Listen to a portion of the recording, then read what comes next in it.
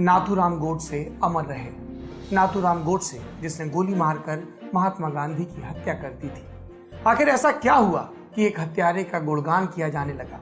इसका जवाब मिलता है सोशल मीडिया पर ये हैशटैग चलाने वालों की पोस्ट में। ये पोस्ट महात्मा गांधी को नीचा दिखाने के लिए किए जा रहे हैं। ये पोस्ट गांधी के देश में ही गांधी को अप्रासंगिक कर देने के लिए किए जा रहे हैं। नफरत भरी इन पोस्ट की सच्चाई से, तथ्यों से इनका कोई लेना देना नहीं है। इसमें होते हैं दावे कि गांधी की वजह से ऐसा हो गया, नेहरू की वजह से ऐसा हो गया, और दुख की बात यह है कि हम में से कई लोग इन बातों में आ जाते हैं। इसलिए आज गांधी जयंती के दिन हम इनमें से 3 बड़े दावों की पड़ताल करेंगे। पहला दावा, गांधी पश्चिमी पाकिस्तान से पूर्वी पाकिस्तान के बीच एक कॉरिडोर, एक गलियारा बनवाना चाहते थे। देश आजाद हुआ तो बंटवारा हुआ। एक बना पूर्वी पाकिस्तान, जो आज बांग्लादेश के नाम से जाना जाता है। दूसरा पश्चिमी पाकिस्तान, जिसे अब हम पाकिस्तान कहते हैं। ट्विटर पर शेयर किए जा रहे फोटो में दावा किया जा रहा है कि गांधी जी पूर्वी और पश्चिमी पाकिस्तान के बीच एक कॉरिडोर बनवाना चाहते थे। अगर गांधी 15 दिन और जिंदा रह जाते तो भारत की स्थिति ऐसी होती। सच्चाई क्या है? DW में छपी एक खबर के मुताबिक पहली बार इस गलियारे का जिक्र रॉयटर्स के एक पत्रकार ने किया था। पत्रकार ने 22 मई 1947 को जिन्ना से पूछा कि क्या आपको नहीं लगता कि दोनों पाकिस्तान के बीच सड़क मार्ग के लिए गलियारा भारत को देना चाहिए? जवाब में जिन्ना ने हामी भर दी। जून 1947 में फिर गलियारे की बात उठी। ब्रिटिश सरकार ने कहा कि बड़ा दिल दिखाते हुए भारत को पाकिस्तान के लिए एक गलियारा देना चाहिए। न्यूज एजेंसी एसोसिएट प्रेस से बात करते हुए सी राजगोपालाचारी ने इसे सिरे से खारिज कर दिया। कहा कि ये एकदम गैर जरूरी मांग है, इस पर कभी बात नहीं की जाएगी। इससे साफ हो जाता है कि गलियारा बनाने का विचार गांधी जी का तो कतई नहीं था। वो तो बंटवारे की इस पूरी कवायद के ही खिलाफ थे। दूसरा दावा, गांधी की वजह से हुआ देश का बंटवारा। जिन्ना के साथ एक तस्वीर शेयर करते हुए ये दावा किया जा रहा है कि भारत विभाजन के जिम्मेदार गांधी थे। ये ऐसा दावा है जिसे हम बचपन से सुनते आ रहे हैं, लेकिन सच्चाई क्या है? धर्म आधारित राष्ट्र बनाना कट्टरपंथियों का आइडिया था। मुस्लिम लीग ने इसे अपना मुख्य मुद्दा बनाया, जिसे 1946 के चुनाव में बंगाल और पंजाब में अच्छी खासी सीटें मिली।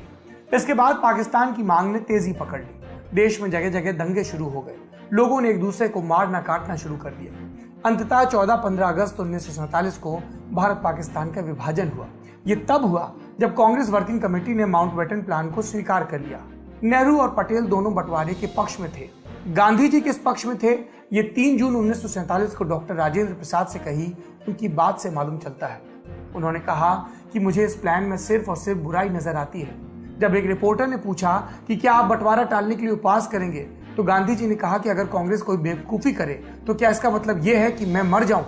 गांधी जी ने आखिरी दम तक बंटवारा टालने की कोशिश की, लेकिन चूंकि कांग्रेस 1946 के अंत से ही बंटवारे के लिए स्वीकार्यता पैदा करने में लगी हुई थी और गांधी जी किनारे किए जा चुके थे, इसलिए वो इसे रोक नहीं पाए। तीसरा दावा, भगत सिंह को नहीं बचाया।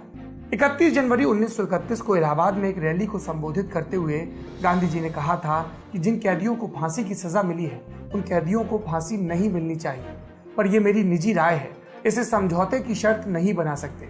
गांधी जिस समझौते की बात कर रहे थे वो था लॉर्ड इरविन और कांग्रेस के बीच हुआ गांधी इरविन पैक्ट। 17 फरवरी 1931 गांधी और वायसराय इरविन के बीच इस समझौते पर बातचीत शुरू हुई। लोग चाहते थे कि गांधी तीनों की फांसी रुकवाने के लिए इरविन पर जोर डालें। गांधी इरविन के बीच 5 मार्च तक गांधी इरविन पैक्ट के लिए बातचीत हुई, लेकिन महात्मा गांधी ने पैक्ट की बातचीत में भगत सिंह को रिहा करने की शर्त नहीं रखी। उन्होंने कहा था कि मैं निजी तौर पर वायसराय से बातचीत करूंगा। 18 फरवरी की इस बातचीत के बारे में बताते हुए उन्होंने लिखा है कि इस मुद्दे का हमारी बातचीत से संबंध नहीं है। मेरे द्वारा इसका जिक्र किया जाना शायद अनुचित भी लगे, लेकिन अगर आप मौजूदा माहौल को बेहतर बनाना चाहते हैं तो आपको भगत सिंह और उनके साथियों की फांसी की सजा खत्म कर देनी चाहिए। वायसराय को मेरी बात पसंद आई। उन्होंने कहा, मुझे खुशी है कि आपने इस तरीके से मेरे सामने इस बात को उठाया। सजा कम करना मुश्किल होगा, लेकिन उससे फिलहाल रोकने पर विचार किया जा सकता है। गांधी से बातचीत के बाद वायसराय लॉर्ड इरविन ने सेक्रेटरी ऑफ स्टेट को रिपोर्ट भेजी। इरविन ने लिखा, गांधी चूंकि अहिंसा में यकीन करते हैं, इसलिए वो किसी की भी जान लिए जाने के खिलाफ है।